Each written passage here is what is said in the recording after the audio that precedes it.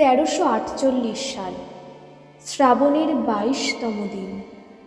দুঃখজনক সকাল এলো, দুঃখের বৃষ্টি পড়ল।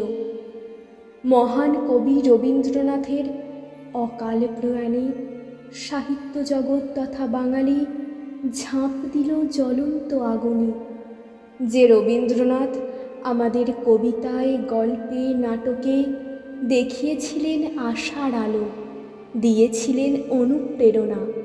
যে রবির প্রতি কবিতায়, গল্পে প্রকাশিত হতো প্রতিবাদ, প্রকাশিত হতো কয়েকটা প্রেম ও প্রার্থনা, সেই মহান কবি আর নেই।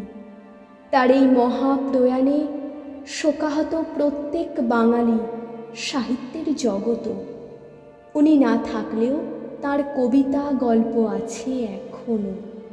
চির অমর হয়ে থাকবে তুমি, মহান কবি ও কবিতা।